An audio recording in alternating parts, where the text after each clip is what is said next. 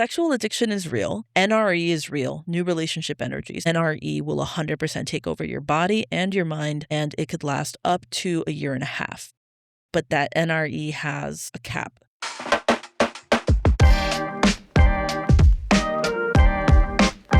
Welcome to Tongue First Podcast, where queer questions meet honest chaos. I'm Wendy, one of your hosts, and this week we brought someone back. Jo Del Carmen circled the block right back to us. Currently the most listened to episode in Tongue First history. 17 episodes we've now recorded. Yes, and we circled the block. And I did some circling of my own. I'm back with my ex-fiancée, Jessica, and in this episode I get real about what it actually took to open that door again. I want to know what you're going to do to change things that you've done and what you're going to do moving forward. And I gave her a pen and a notebook. That's so good. Jo's got their own update too, the end of a situationship, and a lot of honesty about something they're calling a valve release. You have to find a woman that is okay with being part of your valve release, kind of volunteers to be objectified, essentially. And that's not everyone's cup of tea. And Siren's got a theory about neurodivergency and dating that she just can't shake. Jo also reads us something brand new, a scene from their book that none of us had heard before. And that we very much needed a moment to recover from. Yeah, I don't think I've ever dated anyone that's neurotypical. Sometimes I question whether or not neurotypical people actually exist. It gets real, it gets spicy, it gets a little unhinged per usual. Grab something warm, get comfortable, and go tongue first. This is episode 14, Circling the Block, Consensual Non-Consent, and New Relationship Energy with Jo Del Carmen.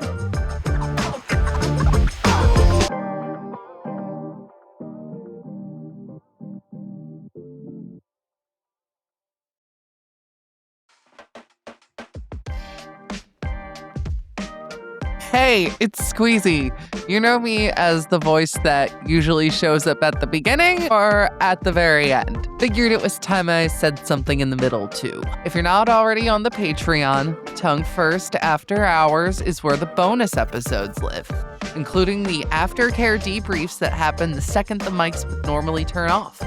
$5 a month gets you every episode ad-free, $15 unlocks bonus content, and Pillow Talk members get their name read in the credits, which, for the record, I take very seriously. Everything's at tonguefirstpodcast.com. Okay, back to Jo, Siren, and Wendy.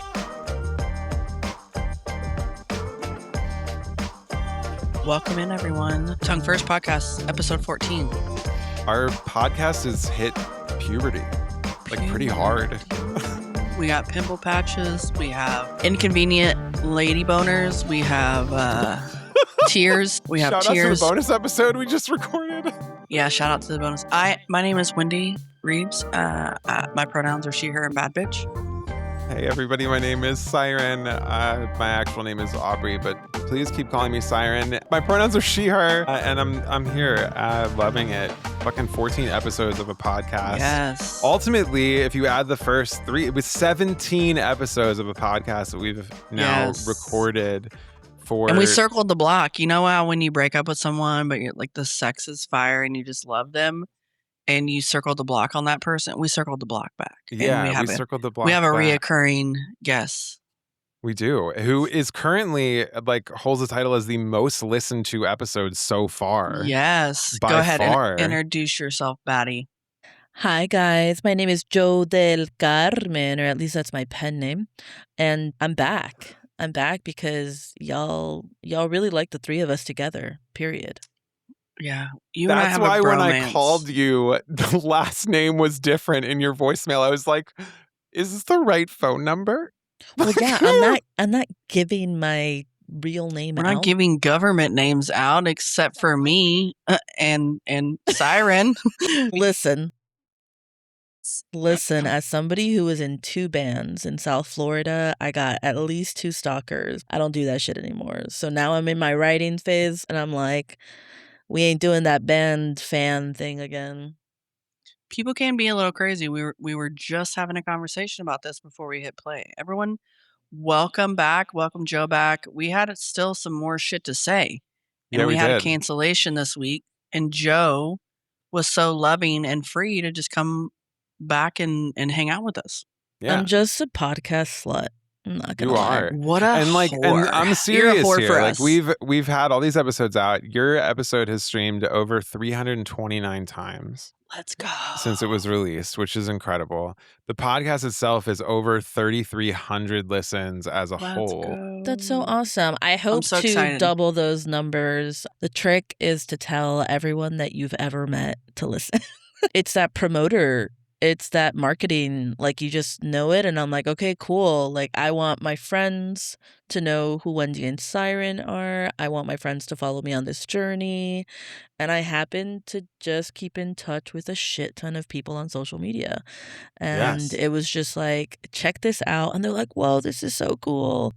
What was the was that the general feedback you got from your The episode? feedback was, this is so cool. The feedback was, oh my God, Joe's life. The feedback, and I believe it was an adolescent friend said, the person with the most trauma is the funniest. Because I believe it was like between me and Wendy or something was happening. Or like they listened to the episode and they were like, who has more trauma out of these three people? Like, it was so funny because we all like, yeah. Who has the most trauma? And then it's like, who's the funniest? Trauma makes us funny. And then I just happen to be lucky and know some people in New York that are hosting some Sapphic Sundays up there. And I plan to do some live readings eventually in New York, Philadelphia, Boston. So like whenever these things pop up, I'm like, hey, listen to this podcast, send it to your Sapphic Sunday girls out in LA. I also sent a few people. So just really, it's a good episode. We love it was it. the first Yeah. episode that we did like the new little intro for, where we included clips from within the episode, which was a great suggestion from Jay. What is Wendy? What's his like full TikTok? Yeah, the J way. I was like, which one? Where Because there's were like you? there's like J Wolf and there's J. Oh, okay. There's a couple, so I was like confused. Yeah, J. Gotcha. No, the one that you battle in the mornings. Yeah, J, the J way, the J bays. Like so many people were pissed off in my chat at J. Yeah. why? Because he was like, he was saying a lot of things. I mean, and it could be from his upbringing. You know, he's Dominican. Yeah. So, you know, there's different. When you And have religion and things like that. religion, and when you have different ethnicities, like you growing up, it's a lot different than like my white growing up versus someone who's Hispanic or someone who's black, or you know what I mean. So it's like it's different. So he is just like, the alpha. There can't be two alphas.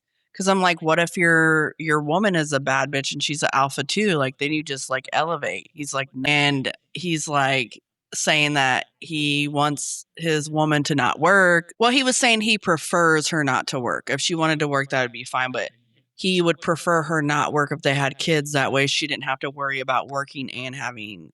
And who was this? Who was this gentleman? Was this gentleman from Miami? Yes. Yeah, he seems really cool. I would have to agree with the narrative that he believes in. It is how we are brought up. And so if I were to look at all of the male role models that I had as I was developing my attraction towards women, I would be like, oh, yes, yep.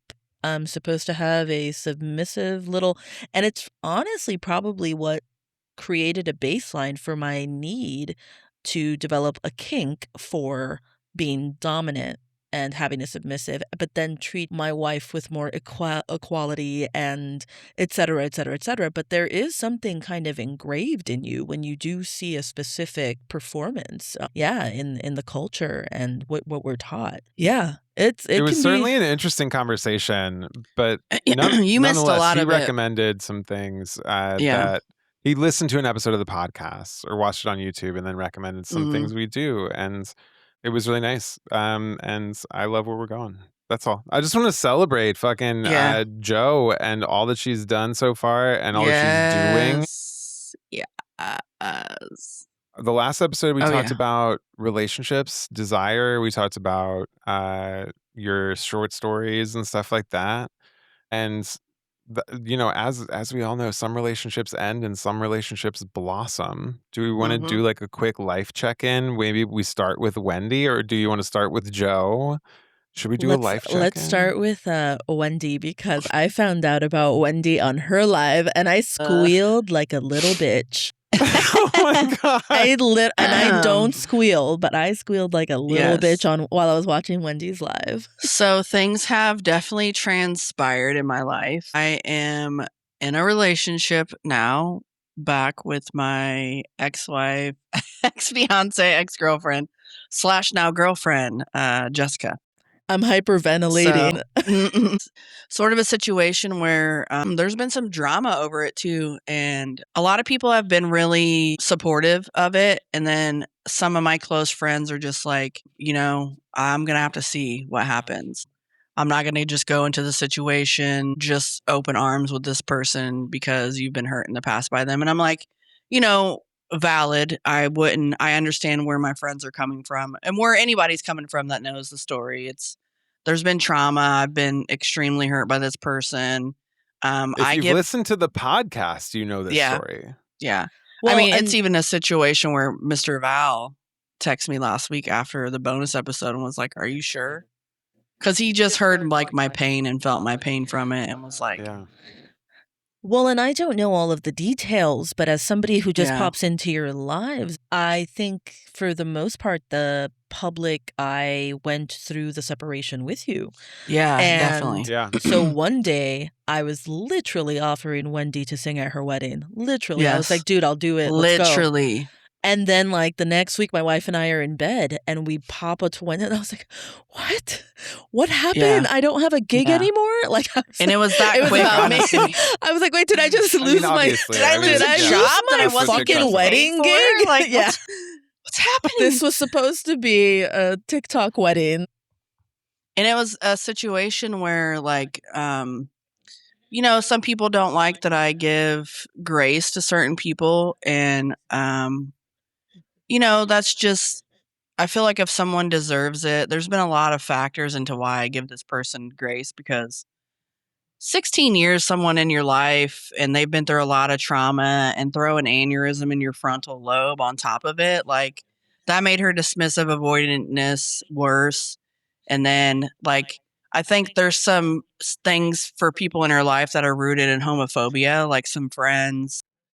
She's got grown children, so that's a situation where, one's not really happy about the situation of us being together and kind of put, like, I won't come around. And she can't handle stress a lot after the aneurysm. It's heavy on her, and she's just like, if I remove myself from that situation, I don't have to worry about potentially not seeing my child on a regular basis. And Yes. she was kind of trying to live her life with what they wanted her to do. And unfortunately, that is at the cost of, like, my broken heart in the situation and me uprooting myself to a different city that I would have never really moved to hadn't it not been for us together. I remember that.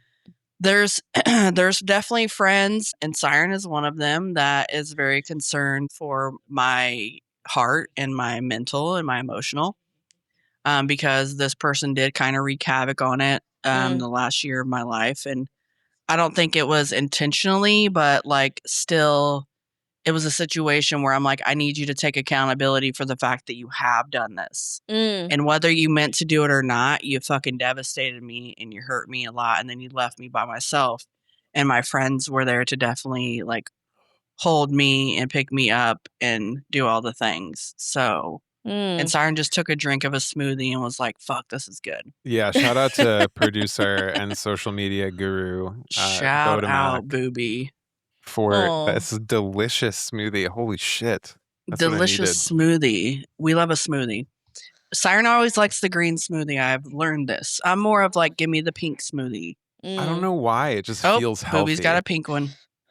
It feels like I'm doing something good for my body. You are, yeah. You're a vision of fucking health today on a Saturday. This is self-care. Listen, Self-care filters do indeed. well. Yeah, no, I mean, Wendy, that's quite the update. You would not be the first or the last gay woman to go back. Yeah. You wouldn't. Yeah. And sometimes the connection is strong. It is. And It's very strong. I totally talk about that. It's so funny because last night I was reading on my live, and I constantly point out that in my stories, despite them being sexy and fun and spicy, I have these little snippets of like philosophy in them.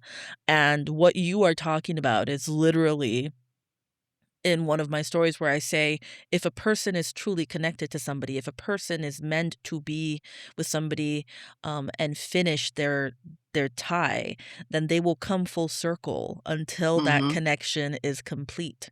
So despite, it's kind of like this really random breaking of the fourth wall moment in the stories, but you're reminding me of that because that's why I put it in there, because everyone that's gonna read that is gonna be like, "Oh my god, 100%." It was Yeah. 4 years later for me in that Yeah. story, and I needed to find out what it would be like to have sex with that woman and find out if we had a real connection. It was 4 years later, and in your case, it was a few months later. I mean, but yeah, you're just exploring life. I think I say let's learn from our experiences. Let's see if round 2 works. Well, this is actually like round 4. We were married at some point. So this is I'm sorry. we were married Yeah, so before. Okay. So this is I definitely meet not like a Wendy. new situation. I meet Wendy like little over a year ago. Okay. And I meet her, she tells me the story about her 2 exes, and this well, I don't get too deep because we weren't super friends yet, but then this one comes back. And Yeah. this one comes back and like with a presence in Wendy's life. Like I see Wendy like fall head over heels for this woman again. Mhm. And we're all seeing this live too and like taking this in as friends and like watching this happen. I mean, it literally happened mid-live. Like, I hadn't Right. talked to her in 2.5 years, and she all of a sudden came into a live, Right. like unblocked me and came in, and I had no idea. Yeah. And then So she talked, and then I was like, I almost threw up and shit myself at the same time. I love going to the bathroom mid-live. Right. I do that whenever it's someone iconic. I'm just saying, I'm really honest with my audience. I'm like, "Hey guys, like we got a lot of Do you blessings bring them today." with you? No. I'm No. like, and now I'm gonna leave you with this song while I freak out that I got a new subscriber. I get really anxious when like really cool things happen to me. So I just excuse myself. But if I had an ex pop into my life, I think it would be like, and we're ending the live. Like it would have been an immediate like, well guys, This see you is a tomorrow. reoccurring theme in this story. It's a little reoccurring. The fact is, we've known each other for 16 years. We were friends before we dated. It was like a group of friends that my first ex-wife, like they all went to school together.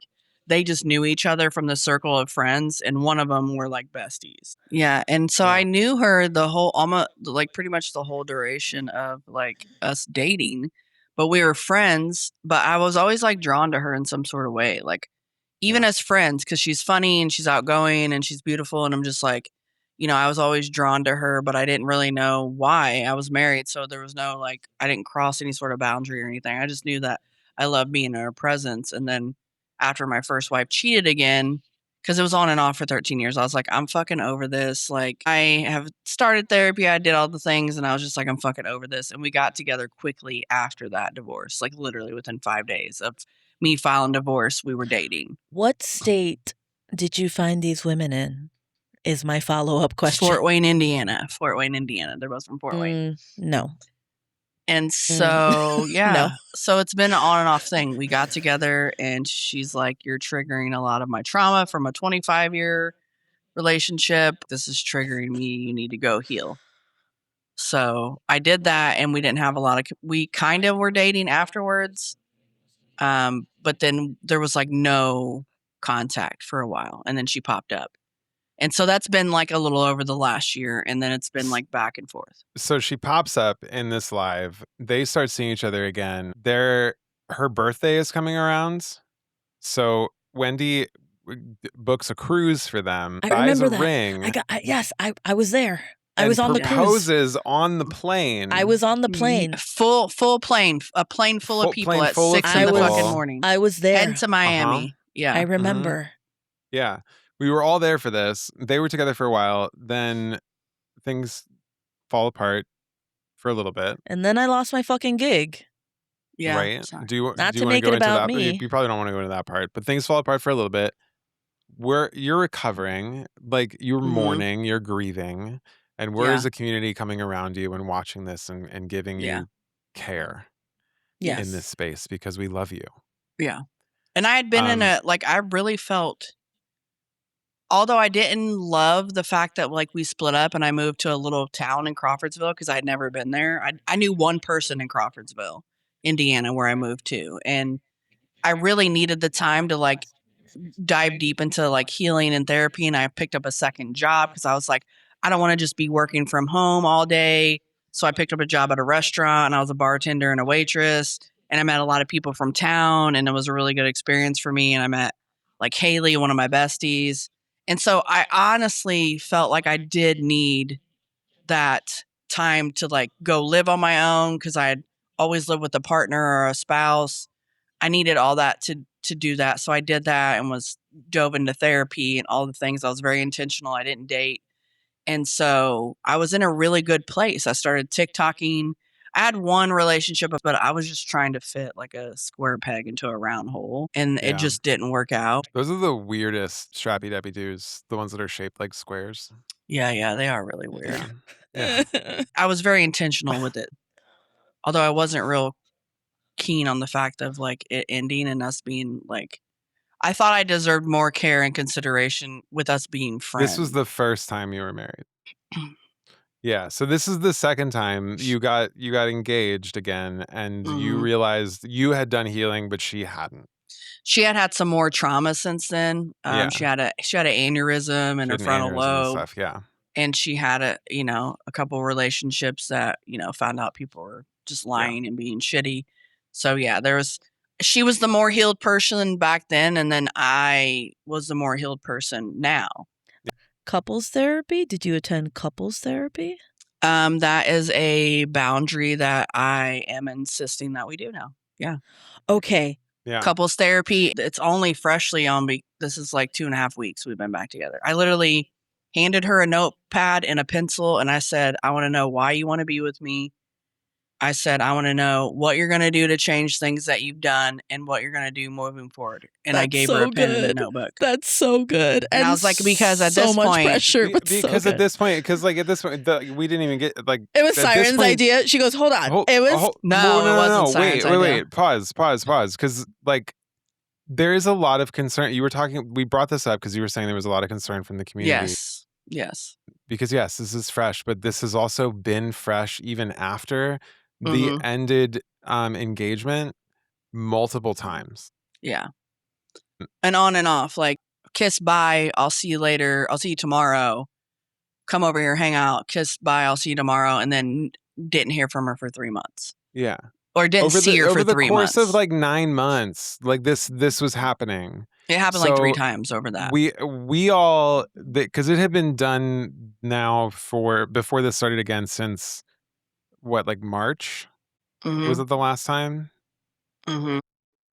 I mean, No, maybe you guys have before been that. chatting a little bit. Before that, because it was a couple weeks before I moved in here, and I moved in at the end of December, and I had already signed a lease, and she ended things 2.5 weeks before I moved. Well, that And was she that had- was the engagement. I'm talking about the times in between. Yeah, that's been Yeah. a few times. Yeah. So I think the Mhm. last time though was when we were in Palm Springs. Yes. Mhm. Yeah. So that's Yeah. what, so it's now been like 4 months, 5 months since Palm Springs. And I feel like a lot of the community, myself included, was taking a deep breath and was like, maybe we're finally gonna like get past Jess. And I'm not trying to like put this on you as like that I don't like Jess. I want to learn to bring her into this family and community that we've created because I know how much she means to you. Because obviously, the fact that she keeps coming into your life and these chances that you've given her, and now you setting these boundaries, and I'm hoping so deeply, and I think all of us that love you are hoping so deeply that this works out for you. Yeah. I know people are. I had someone message me the other day on TikTok that I don't even remember the last time they came into a live. I didn't even share this with you, Siren. They were like, everything was in caps, like called me a narcissist, said some other shit like she's gonna leave your dumbass again and you lost my support completely. And I'm like, who the fuck are you? Just because I share my life with you, like what support did I lose of you? Like I haven't seen you in the chat in I don't know how long, number one. And number two, why the fuck are you making it about you? Why the fuck are you manifesting a heartbreak on me? Like someone who loves me, but she doesn't owe shit to anyone but me. And like to say I don't have my own concerns on it would be silly because you've repeatedly done this. So until you show me that it's not going to be something I have to worry about, all you have to do is be consistent, then I'm going to be like, fine. But she's like, I know that people are going to have an issue. I just don't want them to give you or me a hard time about it. And I'm just like, agreed, because I don't give people in my life a hard time about who they're with. There's definitely things that like I have a concern about it, and I'll be like, hey, I support you. I manifest good shit. I hope this works out for you. I hope that this person stops doing what they're doing and they like give you what you need and what you deserve. And I'm not going to not be friends with you over it. And she gets a lot of grace. And some people just don't like that I give people grace. And I'm like, this is not just a person I met a year ago. It's a lot of grace. It's a lot. It's more grace than I've seen anybody give anybody else. Yeah. Maybe. But the thing is like if I've known someone for a very long time and I've seen how good they can be, it's hard for me not to give that person grace because I've seen really good sides of them. Yeah. Now, if it was someone in the beginning and you're just showing me this shitty behavior repeatedly, you're not going to get so much grace out of me.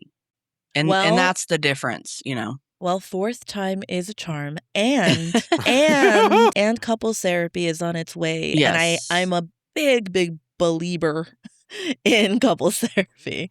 So Yes. I'm very, very excited to see you go on that journey because it is a tough one, and monsters come out in couples therapy, and I cannot wait to hear about the boogeyman when you enter that. But that's what couples therapy. Have you done couples therapy, Siren? I have not done couples therapy. Siren, before. I haven't either. Supposed to, guys. You're supposed I've to done be therapy, but not couples therapy. No, you're supposed to be my role models. You're supposed to like Sorry, you're slowly, just a little bit more advanced than us in this. You're raising me in my queer like I need you guys to be the right mommy and daddy for me. Yeah, like especially. Okay, wait. Like, if you guys had like a free, proposal for therapy, like Siren, would you and like your two beaux do it, or like would it be? Yeah, absolutely. Yeah, cool. I love it. I think it's good. I mean, and what's crazy is that my first wife was not like open to therapy and was not really open to like know my friends. Like we would hang out and shit, but to have like to get to know them on a deeper level, talk about them, ask them questions, that was not a thing. And Jessica's very interested in meeting people, getting to know them, like getting to know their name, what it's all. She's very open to that and wants to be included and be loving with the people that I love and I have met, which is a good thing versus what my first wife did. Yeah, I definitely don't know much about the history there. I just remember singing about her coocheroo, and I was like, I'm down. I'm like, this person seems okay. I guess I'm singing about their vagina while they're decorating their home, and I was okay with it. It sounds great. Exactly. That's how I developed. So that's where we're at currently. It's going well. It's going well. Okay, good. A lot of hard, tough conversations, and me holding her accountable and saying, I need you to say it. Say the wrongs that you did out loud. With a gun to your head. Okay. I need you to say it. Say it. Say it right now. So yeah. When you're in like a poly situation though, it's like everybody's like pointing at like the Spider-Man meme. Like, say it! Be cool, man. Be cool. Wow. No, that's awesome. That's a great update. I definitely real quick anecdote, if I may, just about like the therapy thing. I think thinking back to my first relationship, my first like marriage, we didn't go to couples therapy. I think a big part of it was because I was afraid. What would come out? Yeah. Yeah, you weren't ready. I was afraid of what was broken about me. Yeah. And it wasn't anything about, I don't think it was anything about me being trans. I think it was like just my own trauma, my own shit that I had to like work through that I was just afraid to face. Yeah. Yeah. I can see that. And I don't think like forcing someone to go to therapy would necessarily like get them to face it. I don't know. It's like I feel like I needed to face it when I was ready to face it. But Yeah. I tried to was get in- my first wife to go to therapy, and she was like, I will. And then when we had split up for almost a year, I was like, I'm going to do therapy. Like, she cheated on me Yeah. a bunch. I was like, I need to heal from this shit. I know it's made me have bad trauma responses and toxic responses and some insecurities and trust issues. And then we got back together, and I was like, I'm like, she said she was going to do it, but I'm like, I can't worry about what you're going to do. I'm going to focus on this and me, because you fucked me up with trust. And so, and she never did. You know what I mean? And it was like a thing where I was just like, this person just does not want to change or take accountability. And to Siren's point, you can't force someone to do it. They do have to be No. willing. I definitely tried to kind of make it very mandatory in one of my relationships, which I have yet to written about. I'm really excited about volume 2 of these stories because I'm just finishing up volume 1. But this person started to lie to our therapist, and she's like, "Oh yeah, I didn't tell her the truth," and I was like, Oh, "What? wow. Why are we here?" Like, right. what? Like what? Right. So that was like a really insane thing. It was completely infuriating. As I learned more and more about my brain, I realized like rules and boundaries are super important to me. So like even being in a therapist's office, I feel like, like I'm going to be a good girl, like I'm going to be a good student.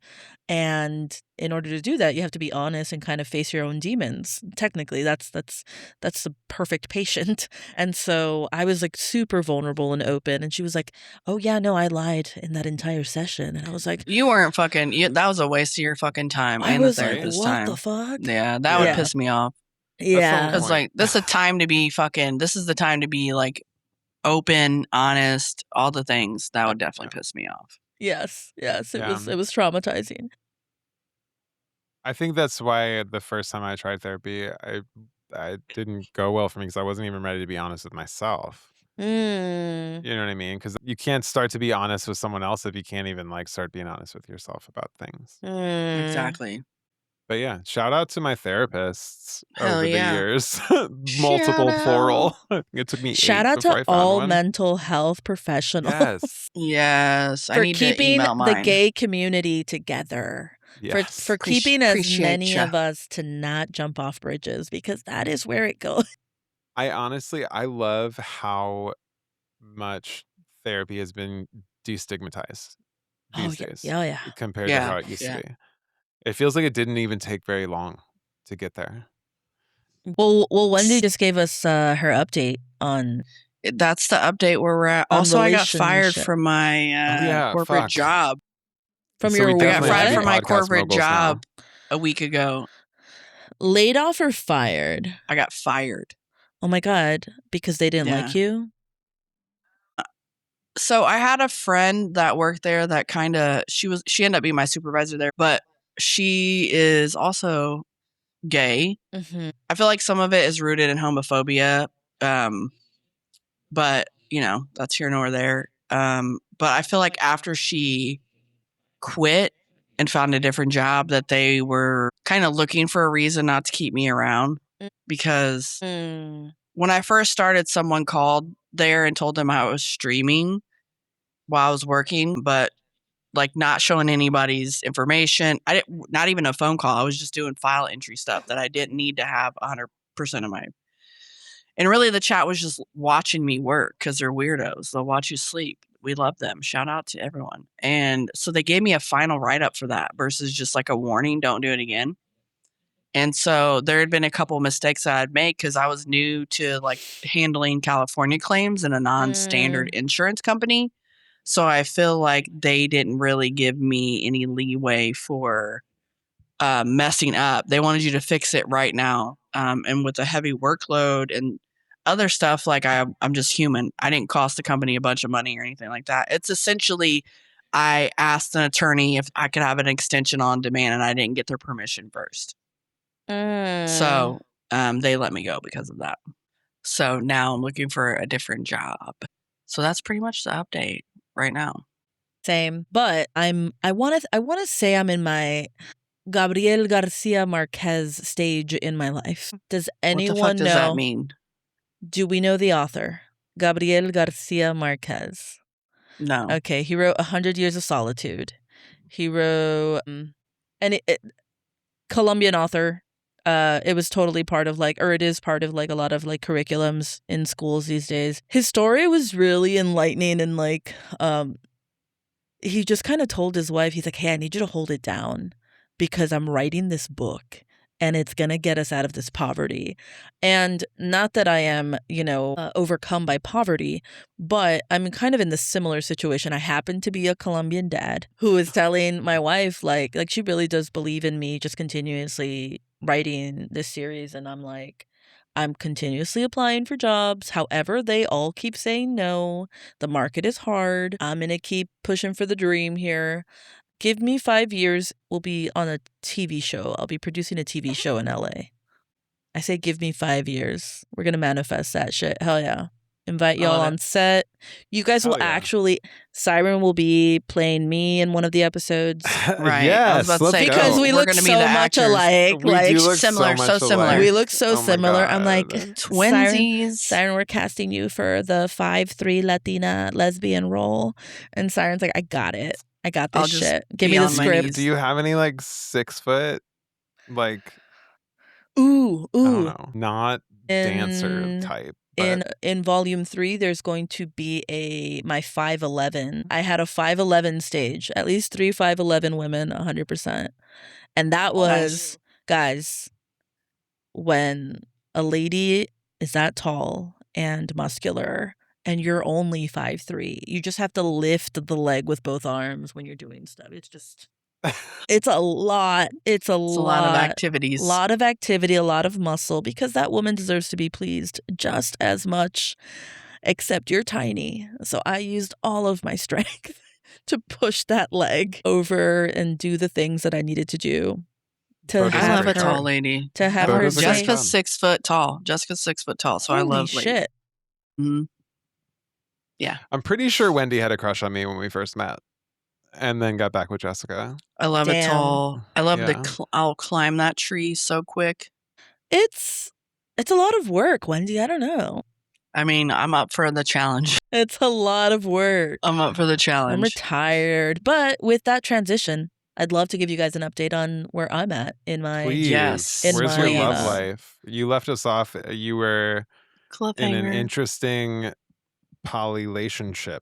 I was in a polylationship. Yeah, I think Kind of. Situationship. July More. 4th week was just not it for me, and it things kind of dwindled and it ended, and I considered the whole process a full-on exploration of, as I mentioned earlier, just sharing myself with another human being, and it got emotional for me. There's a lot of things that have happened in this past, I would say, the past quarter of the year, where I was diagnosed with autism with level 1. But then I didn't want to suppress any of my sexual needs just because of this diagnosis. So it was about creating boundaries. It was about creating rules that made sense to me. And I was getting really overwhelmed by the inclusion of this third person. It was, or rather a second person, right? Because my wife, the second person. It's a third relationship. It's you have one relationship when there's 2 people to worry about, but when there's 3 people, it's not just adding one relationship. There's a third relationship too with those other 2 people, regardless of whether it's a romantic relationship. It's a relationship of some sort. I don't think I've asked you really what that dynamic was between them so two. At first there was a lot of hesitance from my wife's part, especially because upon discussion, we were just kind of like, hey, this was a monogamous relationship. So what's going on? And I was like, I think I've just always been open to stuff. And writing these stories was an awakening for me, because when you write so many experiences about your past, you're like, this is who I've been.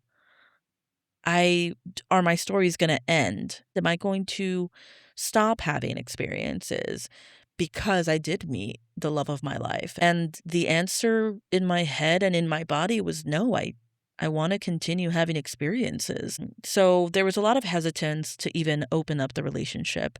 A lot of therapy, a lot of podcasts of our own to listen to. And when it finally happened, it was very much like, I'll meet the person. I'll have a dinner with the person. And then towards this past summer, it was like, oh my God, I really like this person. Like, let's go out. And we did. We went out dancing and it was fun. Somehow, miraculously, within the queer community, two femmes meet up and you put on a little bit of early 2000s dance music and a cocktail. It's just, I don't know. I can't relate, but there's something about getting ready together and then sharing makeup. There's a bonding ritual that I will never understand. But it, like, I've never been very femme, so I was like, okay, you guys are excited about getting ready together while listening to music? What? Like, I didn't understand because I just throw on my clothes and I'm ready to go out. So a lot of bonding rituals led to like a pretty solid relationship amongst them. But I'm still such a baby to the poly world. But yeah, it ended on not so good terms, but there was a lot of apologizing after and stuff like that. What I learned is about how powerful sexual addiction can be. Sexual addiction is real. NRE is real. New relationship energies. NRE will 100% take over your body and your mind, and it could last up to a year and a half. But that NRE has a cap.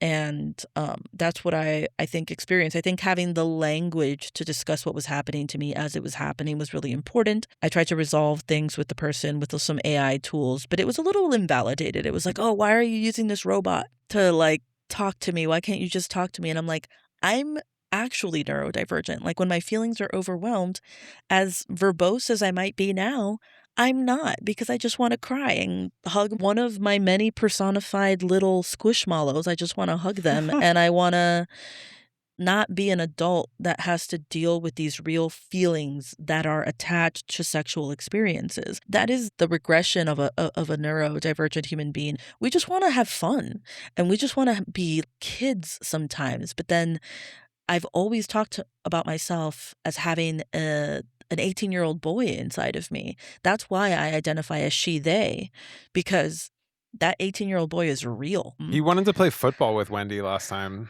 I We were on the podcast. still want to play football. I want to go. I want to go to will- Top Golf with Wendy. I want to fucking. I'm not very good Listen, at it. I Like, will I'll do. go. I will do all that stuff with you. Yeah, for Clearly, I'm just sure. gonna hang out with Siren. But I okay, don't really and then, drink beer, but okay, like so a I'll good just cider or an I'll old bro fashioned. out with Siren. Yeah. Even No, 'cause- don't No, fucking no, leave no. me out of it. I love throwing the football around. I'm actually Don't leave me. sporty when it comes to actually playing. I just don't like to watch sports. Oh yeah, I don't watch sports. There's Yeah. something about a World Cup happening right now, and I don't know when it's Yeah. going to end. Some sort of foosball thing. I is look happening. around, yeah, giant world, Foosball. global foosball is occurring, and all Yeah. I see are people on Everybody's rowing. everyone is wearing Rowing. soccer jerseys on the streets of Austin, and I'm just Yeah. like, what? Who the There's fuck- flags everywhere. Who the fuck is Messi? Messi? Messi is an Argentinian Messi. soccer player famous for his contributions to South America and was transported over to Miami, Florida. Wrong. The answer is, what is my kitchen? Sorry. Oh no, dad jokes. Ew. Damn it.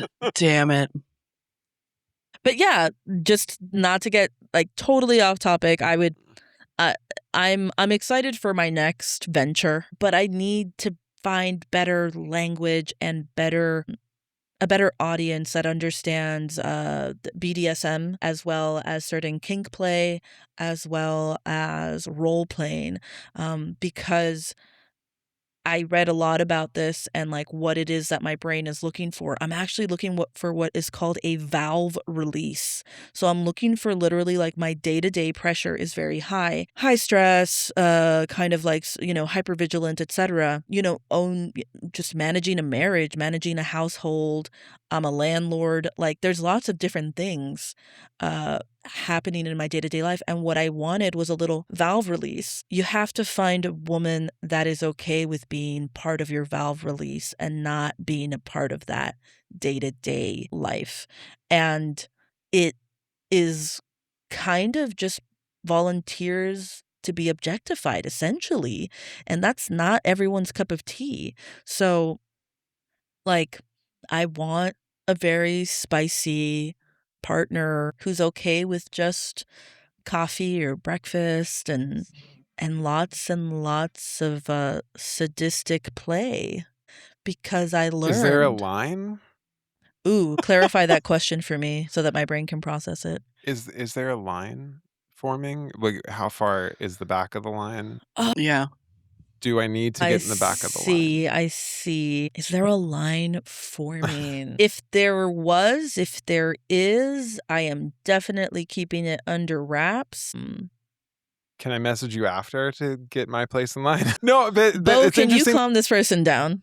that you experience desire this way, because in a lot of ways I relate to that, and I thought you were going a different direction, because I spend a lot of my days talking and being responsible for a lot of things going on, and being responsible to keeping my kids going and doing the thing, and being a mom and being responsible for all the stuff. And at the end of the day, to not have to worry about anything. I want you to tell me where to put my hands. I want you to tell me, like, that I'm a good girl. I want to know that I don't want to have to worry about performing. I don't want to have to worry about any of that. Well, I Yeah, you didn't want someone know. to take control. Well, Yeah. and I didn't know that I liked to inflict pain. I didn't know Oh. that. Love leaving a lovely amount of marks. I Do you like love. marks getting left back? No, I actually No. was proposed. I was proposed to have a cigarette put out on me. Oh. Not by this person, by another person. And I was like, oh my God, no, thank you. But thank you so much feels for a the little- offer. Thank you for the offer, but no. Yeah, that seems degrading. They wanted me to put it out on them too. No. And I said, I don't want to burn think you. I Like, don't. what? But some women want to be burned. Listen, I'm trying Can to I ask you a understand question? women. I feel like a little boy half the time. Yes, Siren, I see you raising your hand. Yes, mommy, go ahead. Thank you. Go ahead. So the pleasure that you get from causing pain, does it derive from causing that person pleasure from the pain? Like seeing them get off on that pain? Yes and no. Yes, they do get off. That's one thing that I learned. It's about the vulnerability of a woman. It's about having power over that vulnerability. It's about Trust. I would say it has to be about trust. consensual non-consent is a thing, CNC, and it is big part of the fantasy world. If you guys ever have come across any of those like TikTok reels, literally where it's like, Bastion, the King Lord, threw the damsel on her bed and he said, I will make you beg me for it. Like there's a bunch of like random advertisements for this sort of fantasy. It is about role playing, consensual non-consent. I like to hear a woman scream for help. It's dark. I like it. I didn't know that I liked it because when I was asked to tie a woman to a chair in a story that I will write later on in my journey, I didn't like it because I loved her and I wanted to marry her. But so her request, I'm like, no, I don't want to hurt you. No, why are you telling me to grab this electrical cable and like whip you while putting the hot wax on your back? Like it was so much. It was so overwhelming. And now I feel like it's a little more controlled. I don't use tools. I like using my hands, my mouth, etc. I like it to be more organic, pain infliction. So yeah, I don't think I'll ever use those tools. I think that's why I like the mentioning from that other party of like a cigarette burn. I was like, ooh, okay, no, we don't Yeah. need to do that. I'm like, I promise I can leave marks on you. Just don't. You don't have as much control that way. Yeah, I like- don't want to like accidentally like Right. people like knife play. I've been told to Yeah. grab up my hunting knife because I have 3. And I was like, you know what? If Yeah. I trusted myself a little bit, then maybe. Yeah. But we don't want to end up in the ER saying, hey, why is the jugular cut in half? Oh, we were just messing around. Were you just fooling? like your bed frame breaks. That never happens. How many That has times is your happened. I've bed done that frame twice. broken? Right. I was about to say. That's happened a few times, and you had to reinforce that bitch so much. I did. That's only reinforce ever it this happened time. twice, and funny enough, it was with one of the 5'11" women in my past, because That 5'11" clocks. is a large situation, and when you move 5'11" in a thrusting fashion, 5'11" You're will gonna break something. things will start shaking. How tall are you, Siren? Oh, I thought you were talking about an area code. I was like, is this Miami? Oh no, no. I thought that was 305. That definitely 305. 100% I'm 305. so sorry. And I was like, what are the houses built there like different? Do they move? Are you gonna break them down? It's like, what is Okay, happening Siren right is now? not on All the same right, page. Siren is being laid off from the podcast. It's just it's the Wendy Reeves show, which I think sounds really catchy. The Wendy Reeves show. It sounds like a 70s. She just come back. Come back. Baby, come back. That's so Siren funny. was like, hold on, I am one of the tall women. I don't understand what's happening right now. Are we talking Why does she keep about talking houses? about area codes? 511. 302. I got hoes in different areas. Yeah, so no, I'm being very kind to myself. Pause real quick for 1 second. Wendy, I'm just checking how you feel. I was picking up some like uncomfortable, triggering vibes maybe. Are you okay? I've heard people talk about this, but with me, with the whole essay thing, I'm not a fan of that, but I don't like, it's consensual, non-consensual, but at the end of the day, it's consensual. You know what I mean? Because it's a conversation that you've had. Yeah. So it doesn't, like, my brain has to get there. You know what I mean? Yeah. So when it comes to this BDSM stuff, believe me, like even the Discord yesterday started posting. They're like, hey, are explicit photos allowed on the Discord? I was like, sure. And they just sent pictures of their bruises. We had to like ask, like, is everyone okay with this? And it was, they're like, this is what my dom did to me. And my pain tolerance is super high. And I'm very happy with this. But some of the people on the Discord were like, oh my God, are you okay? And I was like, oh, no. Those are good bruises. Guys, if you want me to send a literature, like a link or something. And it's also important to say, was that good? Are you okay? And you check in while it's happening. Yeah. You definitely don't just go balls to the wall and just attack somebody. No. It's very, very procedured.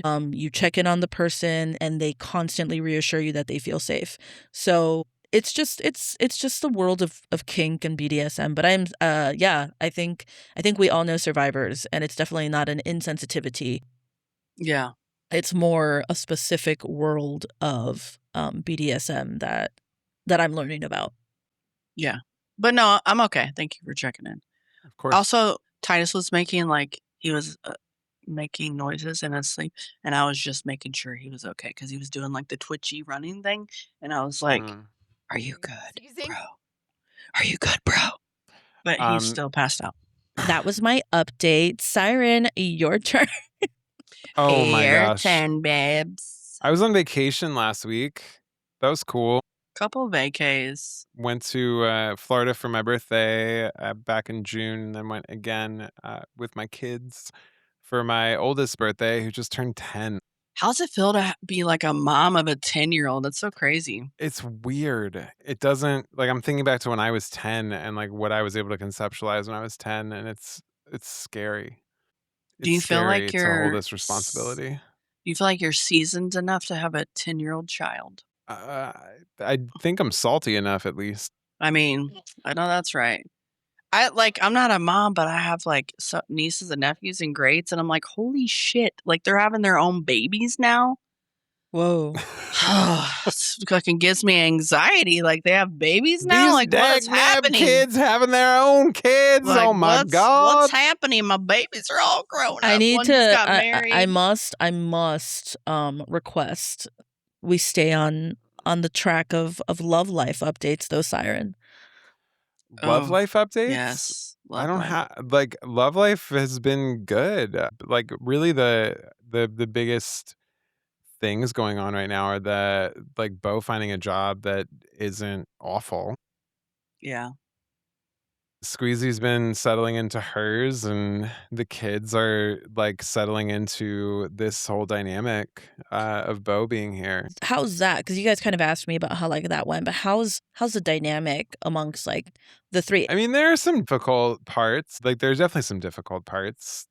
Can I ask, how did the trip go? Because, like, when we went for Yeah, our birthday, Squeezy wasn't able to come because Squeezy right. just started a new job, and it was Bo and you. So, how was the reconnection time with Squeezy in Florida? It was good. We had a really nice time together. I think it was split up well with like her presence there, my kids, and when she's present, she's so present and so there and so like I don't know, just a really great, strong, like person I can depend on to like have my back and like do the things we need to do to get the thing done. I really appreciate her as a teammate in a lot of the stuff that I'm doing parenting wise.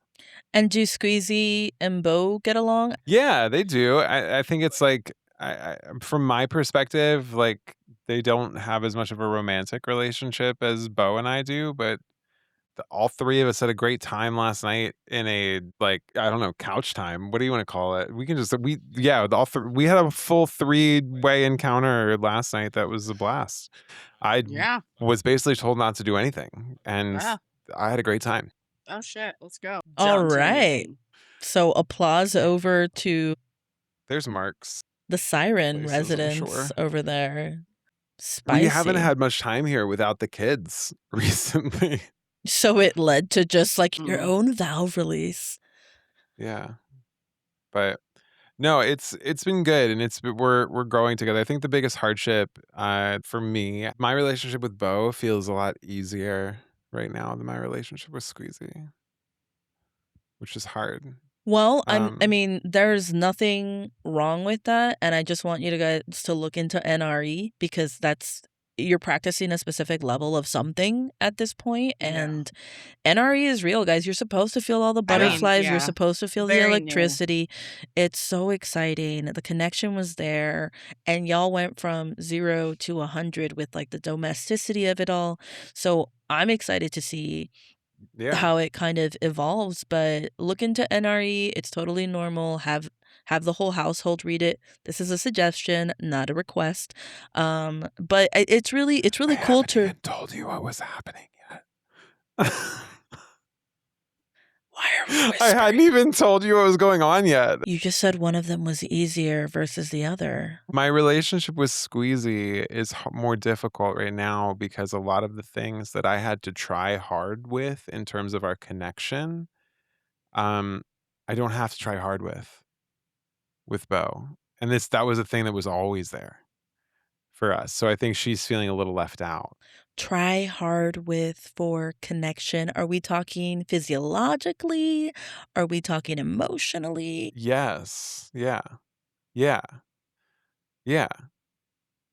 So it's interesting just because she's in a tough place of growth right now too, and she's working on it. This is Squeezy. We're working through it. I feel like we've been together for 2.5 years almost now. Like there are moments of stress and anxiety that I felt, but like it's counterweighted with so much good like love and connection with her, with this family, with the what she's able to provide emotionally for me and like what I provide emotionally for her.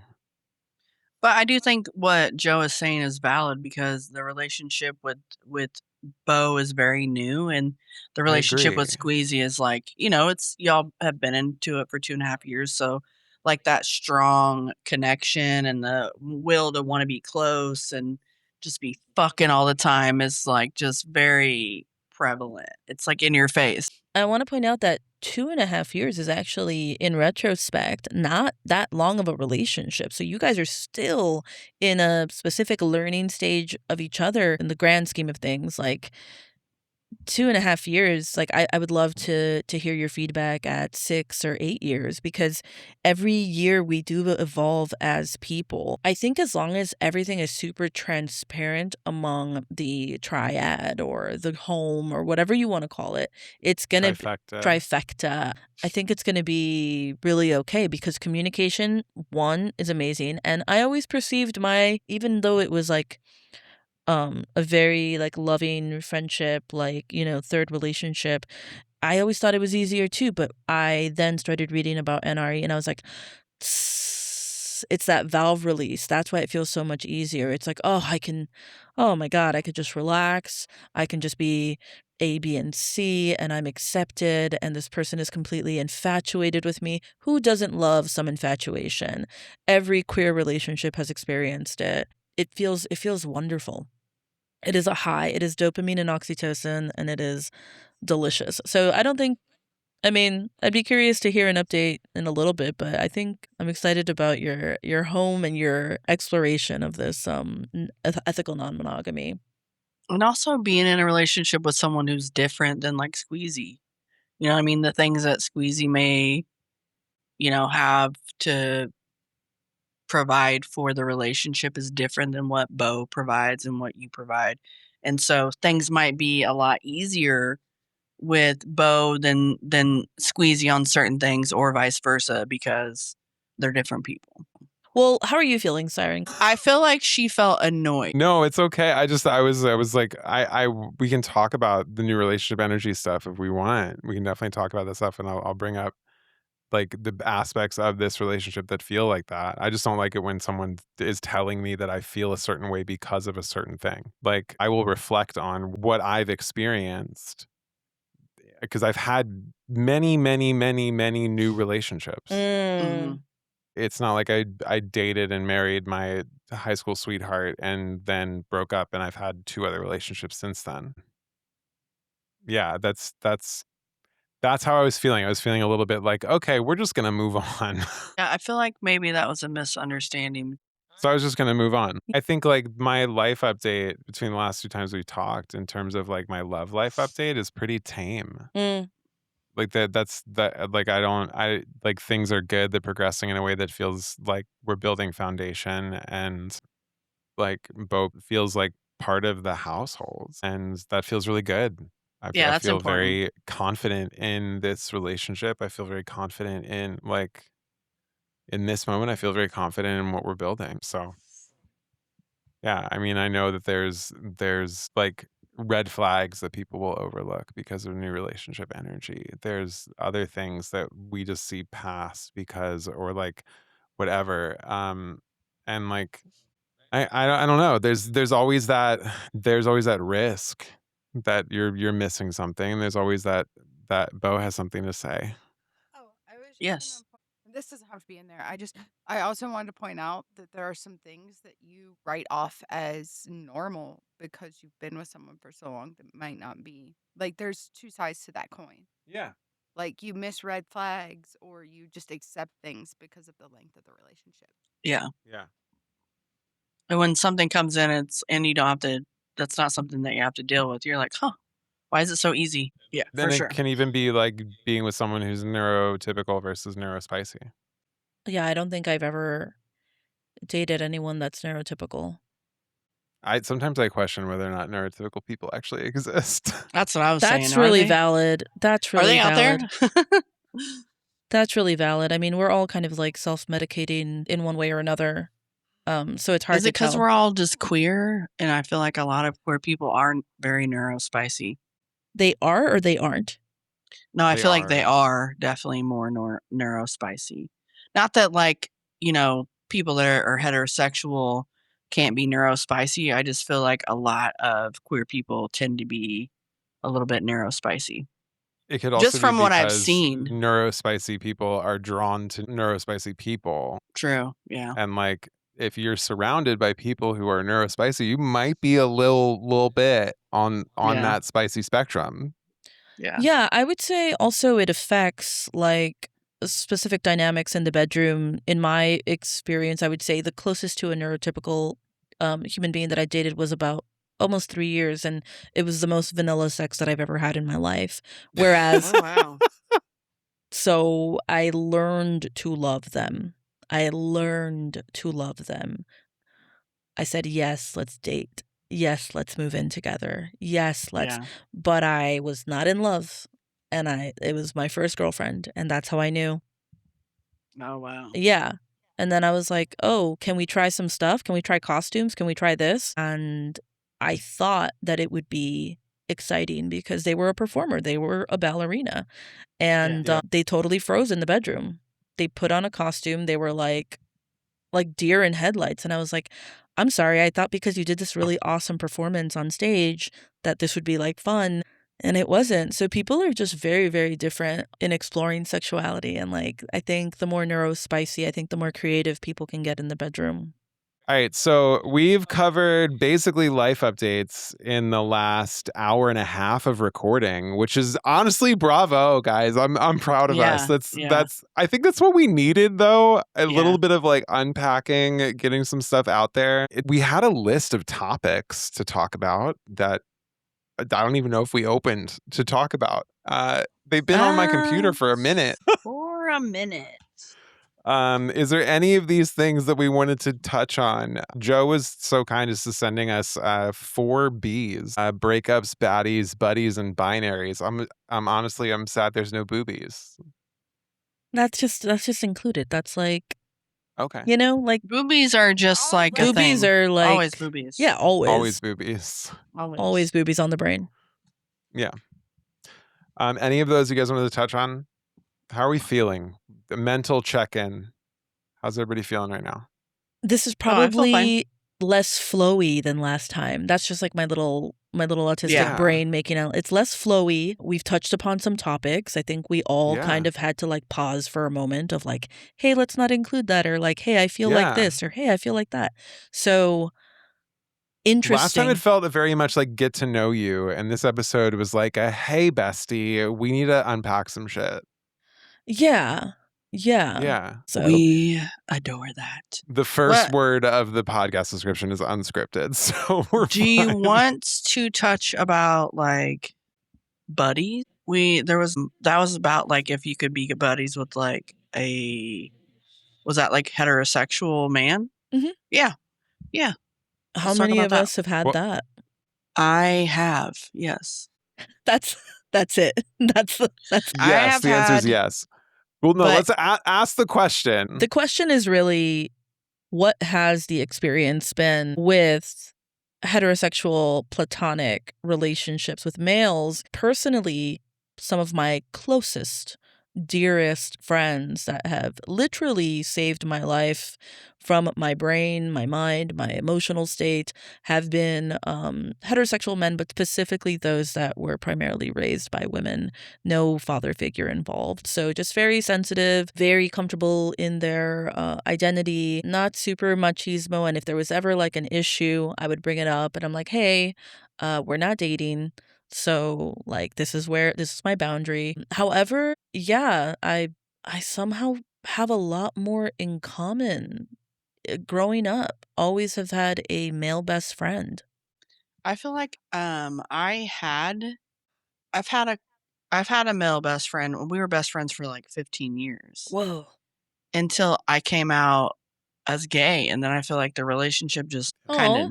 Oh, I don't like Yeah. that. Oh, that's Yeah. terrible. So I don't. My male best friend when I came out was like, okay, well, what do you need to do to identify better? Like, do you now need, okay, you've kissed a girl. That's great. Do you need to kiss a boy? Do you need to compare it? He was so supportive. He's like, okay, kiss the boy and then take notes.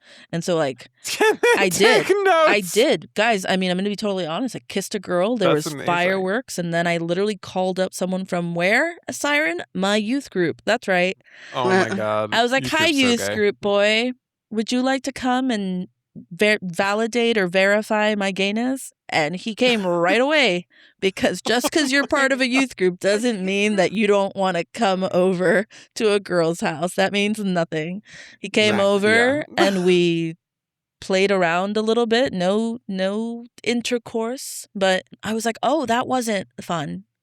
That wasn't as fun. That was not And fun. so I just took my straight guy friend's advice, and I was like, hey, I took notes.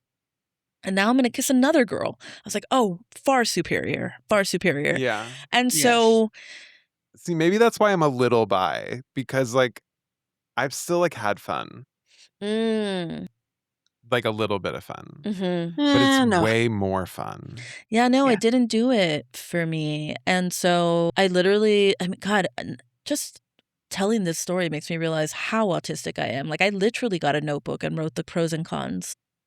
Like a diary, or like literally like No, a like like a two lists, composition like book. girls, Dear diary, poop, so I kissed Johnny from girls, the youth column, group, and it was icky. boys. It was gross. I wish it was that juvenile sounding Wendy. I was and actually then I kissed Samantha, and it was an explosion in my pants. I was actually 21, so it sounded a lot more mature. Oh no! My you first- one of the I kids feel from like youth group when you were that's 21. subjective. Well, I mean, I didn't call up a 14-year-old. I called another peer, but I was still like in youth group. Yeah, no, I called someone, because at that point, like, the youth group becomes like a college group or whatever. I don't know. Yeah. And yeah.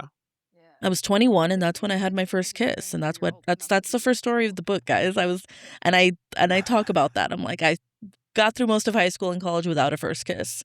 When I finally did it, it was all notebooks and notes. I was like, okay, well, that was really nice. That wasn't. Oh, facial hair, Yeah. that's a no. Oh, like Yeah. a lot of things. Yeah. And then the penis, right? We don't want And that. then the penis. Mm-mm. And then the penis So- came up. So Wendy, you haven't had any like close guy friends since you've come out? I kind of have had, let me think. Yeah, I mean, I have, but it's like, it hasn't been like consistent. Yeah, it hasn't really been consistent with like a guy that's cis and heterosexual. No. Yeah. Mm-mm. I had coming out later in life at 33 years old, I had a lot of guy friends before I came out. The only like women friends that I made were the ones at the preschool that my kids went to, because like it didn't feel appropriate, I guess. It's something in my like youth group indoctrinated brain, like you can't hang out with single women if you're a married man. I agree. Yeah, that's you know what I mean? something that exists. Yeah. Yeah. Like most of my guy friends though have like disappeared. Yeah. I don't know, and it could be me also. I think part of it, like a lot of them still like treat me like a man is part of, and like whether or not they like support me fully, they still treat me like I'm one of the guys. So there was like this one time at I went and saw some of my college friends, like I don't know, 10-year since we graduated, for drinks down in like Philly or something. And they were all like chatting at the bar, and they were like their wives and stuff like that, and their kids all playing. My kids were there. I was spending time chatting with the women that I knew from school, and then over there with some of the men at the bar, these guys that I was friends with were still like talking about one of the guys we used to hang out with's dick size. And I'm like, Why? right there. Like, Why? because that's the shit that they talk about. Guys are weird. Guys are really weird. Guys are very weird. Ooh, Yeah. like, I don't think I've ever sat around with like, Because they don't say shit like that in mixed company. but the thing is here, so like there's something very different about dude, blah, blah, blah, 7 inches, whatever, versus me and like my close guy friend and him going like, oh my God, I hooked up with this girl and like something was wrong when we explored oral sex. And I'm like, oh my God, what, are you okay? Like there's something Yeah. about like a buddy confiding in you about like something going wrong. Like that's very different. Yeah. So I've had these like Yeah. wonderful, almost like maternal relationships with these like guys where I'm just like, Sure. what happened? Is it a malfunction? Like, Yeah. and he's like, I don't know. Should I go to a doctor? And I'm like, yeah. Like, so penis talk, sure, just not the way that you're talking about it. I believe that is a little Yeah. disrespectful for your presence, 100%. Right. And I think that's Yeah. why for me, like I was like, these people, like I can't spend time with men who knew me before without them treating me like I'm one of the guys. I've been very lucky. For one guy. One guy. Oh, is he still His around? name is Mitch.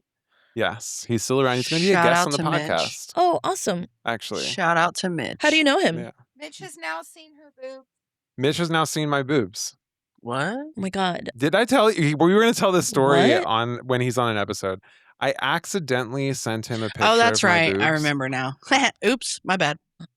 Like accidental texts do happen. Have you guys ever sent a nude or body part to a best friend by mistake? That's what I'm talking about. No. Literally right now. This is the story. It's never happened to me, no. Because I double check. I sent it to my best friend from church, and it was the worst thing in the world. She was a heterosexual female, and it was not. I was like, no. And it came with text, and it was like, I want your pussy. Like, it was really. Oh, God. Oh my god. And she was like praise and worship team. Like it was the worst person to possibly send anything to. And I was like, I'm so sorry. I'm so sorry. And we didn't talk for like a couple weeks, and then we pretended like it didn't happen. Please don't read that. Joe, do I have your consent to send you a picture of my boobs? No. No. Okay. Thank you I for want them. asking. I was going to show you the video because it was a video that I sent him. I was in the car and I was like a slow like pan down to the fact that I had my shirt up, and I was on a FaceTime call with him and his wife at the time. Holy crap. Talking about their kiddo's curly hair, and I was like, oh, I have a cute picture. My curls have been looking really nice lately. And I thought it was a picture that I was sending them, and it was the video. Now, I don't accept specific photos from people that I consider my friends. However, on the Discord, we have many explicit photos that we upload. But maybe upload it there. Maybe Okay, upload it valid. there because I totally Valid. saw one of my subscribers' ass last night, and it was the best thing in the world. Guys, women are not shy. When they feel safe, it is crazy what they post. And I'm just like in bed with my wife, and we're like, what is that? Oh my God, look. Like, it's just crazy. Like, I'm just like, I don't do. So I'm like sending pictures of me and my puppy as my women in heat. I'm like, you guys like this? And they just are, God bless America. God bless them. Femme women are not shy. It's specifically femme women. I hate to call it out, but it's. I mean, yeah, they're dirty girls like trans Siren. women are not shy either, though. Honestly, because because they're fresh. Yeah, I guess, look what I grew. Like Sylvie, I was just Look talking about what how I grew. Sylvie sent me a picture of her titties yesterday, and I had to. Is this a be friend? Yeah. I had to tell. Well, we were in a booby chat, and I removed Booby myself chat. from the booby chat, not because I was in a relationship. I just don't want the power anymore. And Sylvie sent me a titty picture yesterday, and I was like, you can't send those anymore. I'm in a relationship. And she was like, oh my God, it wasn't a thirst trap. The lighting was just good. And I was like, no, you're good. I don't think you knew, but like, I had to be like, I can't accept those anymore. It's very. I can't send you pictures of my boobs anymore, Wendy.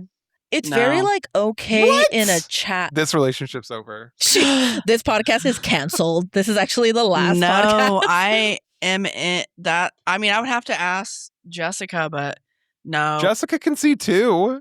I mean, yeah, I'd have to ask her, but I don't. Let's send him to Jessica instead. That's what I'm saying. Somehow the format non-consensually. That's like sending a dick pic. You can't do that. No, I know. I don't even have her number, Wendy. Damn. I'm just saying I could start a group chat, but I'd have to talk to her first. But no, she's not okay with me getting nude photos of anyone's. See, my wife is okay with it as long as it's in the subscriber Discord where we lay and like unwind. Okay, so like we're boundary, unwinding and we're yeah. in bed, and I'm like, babe, look at the women in heat like chat. She's like, oh my God, what is that? And I'm like, I don't know. The crazy Friday. Like as long as it's like I'm not scrolling. Well, because women send body parts and you don't even know what's happening.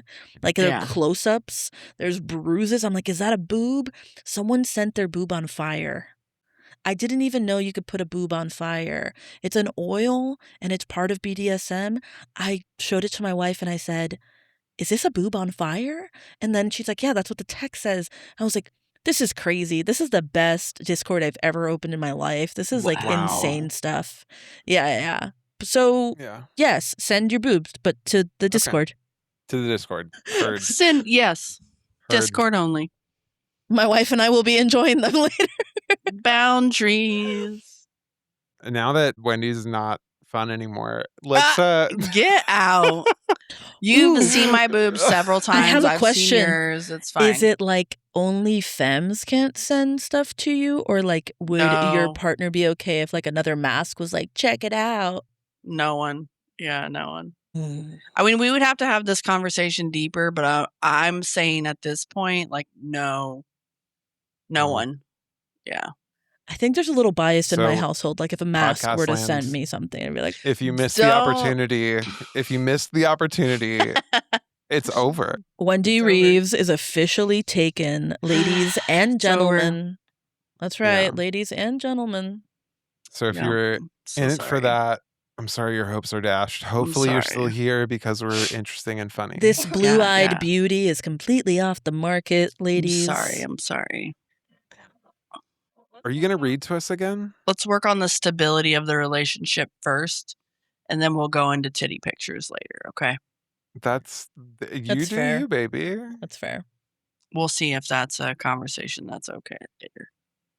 Boobs That's- might be that's okay. fair. Other things might not be okay. So I just have to let's talk about that. Actually, I'll have this conversation later and see, because I don't really know. I'm just assuming it's no, That's really funny. because we haven't had the conversation. So I'm just gonna assume it's no right now, because I showed her the picture and I was like, ooh, and she just looked at me and I was like, oh, I'll just say See, boobies should have been on the list. Should have been on the list. should have been on the list. I'm sorry. Joe, are you going to read to us one more time? I could, if you guys want to close it out Could like you that. please? That should be a good way to end. Can you Yeah. tell us We would about love it. something that you had your mouth on lately that made you go, oh, Food. food-wise? Food. Are you my brain can't process that question. Because Good, I did my job. Yeah. Food. My brain thought about Food. 3 different answers and I glitched out big time. Yeah. And then I Happens. didn't know if that was a request to like start reading apart or if it was like, No. wait, like lately, That's like our in the last 3 question, but I weeks? figured we'd ask it before you read to us, so we can just end with your story.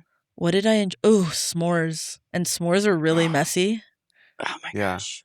Oh, sorry. I If you're not love. watching the video of this, so I just saw Joe's tongue, and that was impressive. I show my tongue all the time. I'm pretty sure someone sent me a gift last night just to show my tongue. And I was like, guys, and I yelled at my chat. I was like, you guys aren't interested in my book. How dare She's you?" all about me sexually. What am I, an object? Literally, someone sent me like a lovely gift and they said, now let me see that tongue. And I was like, and I gasped, like I clutched onto my pearls and I said, how dare you? And then I showed them my tongue. Yes. But yeah, Have a you s'mores. ever had a s'more with a Hershey caramel s'more? No, because I don't have s'mores with Hershey's. Reese's?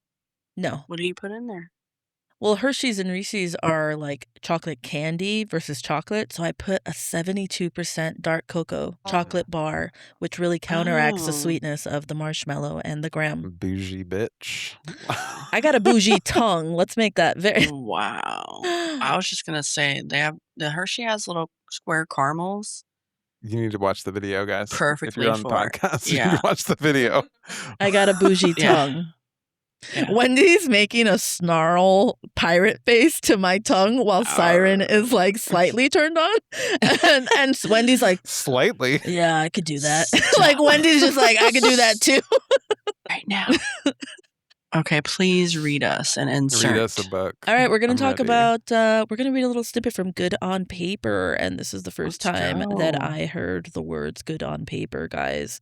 And that is not something that you want to hear in a relationship when you hear, hey, I just decided to date you for a bit because you looked good on paper. And that's what led to that paper cut. So we're going to read a never before heard little snippet that I just added recently because it's still in progress. Our slight drunkenness led our minds to more primal instincts rather than logical navigation, typical of a first-time visit to her apartment. She left me lingering in the living room, the silence and darkness amplifying my expectancy. Moments ticked by until her silhouette emerged from her bedroom, backlit by what seemed like the soft glow of a bedside lamp. My eyes had adapted to the dim lighting, and I could clearly see her hand reaching out to me. I grasped it and was guided into her private sanctuary. A noticeable shift in Alicia's demeanor occurred once I took a seat on her bed. Her eyes, though burdened with heavy lids, were sharply attuned to me. She pressed me flat onto the bed with a gentle yet firm push on my shoulders. I then shifted myself backwards towards the headboard, seeking a more comfortable position in preparation for Alicia's forthcoming advances. It was evident that she was going to take the first exploratory indulgence of the evening. In her eagerness, she hastily removed my pants, and I could feel the wetness of my center, aching and ready for her touch. Alicia grasped my ankles, straightening and lifting my legs towards the ceiling in a powerful motion. Her fingers traced a path down to my knees before parting my legs, revealing my need for her. With a determined focus, she lowered herself towards the mattress, her mouth open in a silent promise of pleasure. And if you guys want to hear more, you're going to just check me out on my live. Fuck you, damn Cliffhanger it. or clit hanger. Holy shit. Ooh, damn. Damn. Wendy, clit hanger? I was locked in. Jesus. Clit hanger. This was Siren. I took the headphones Siren- off and turned up the volume in the Siren room. I did was this. like, it was so great. good. I'm really Amazing. excited about this. My sex scenes are becoming more evolutionary as I continue writing the stories. It's less fumbly, like in the first 3 stories, and more intentional and more adult because you do see me kind of growing up and having these experiences. So I'm super excited about sharing this with everybody.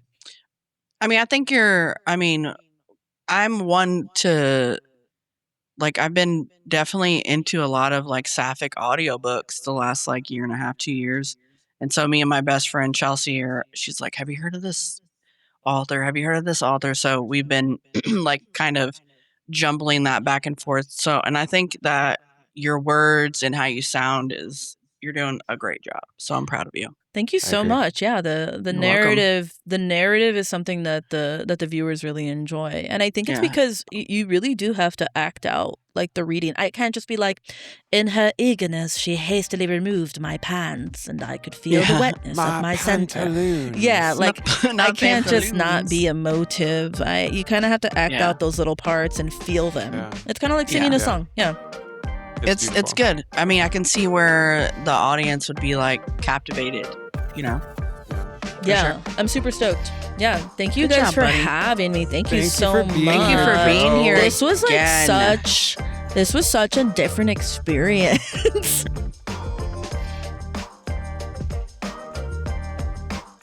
That's all for this episode of Tongue First. If this episode made you think about someone you circled back to, or someone you're still deciding whether to, send it their way. Leave a review, follow the show, and find Jo Del Carmen wherever you found her the first time. And if you want more bonus episodes, behind-the-scenes moments, and the full after-hours community, head over to the Tongue First Patreon. The link is in the show notes. This episode of Tongue First was hosted by Aubrey Siren Jones and Wendy Reeves, edited and produced by Bo Dara McIntyre, Wendy Reeves, and Aubrey Jones. Special thanks to Jo Del Carmen for coming back and bringing even more with them, and to Bo Dara McIntyre for keeping the guests coming, the socials running, and the Patreon community growing. A special thank you to our Pillow Talk members, Tay Marie, Valicera, Brooklyn C, Siren, Meggers, Mr. Val, and Mandis. We see you, and we appreciate you more than you know. New episodes drop every Monday. Until next time, stay curious, stay queer, and don't forget to lick responsibly. Blom.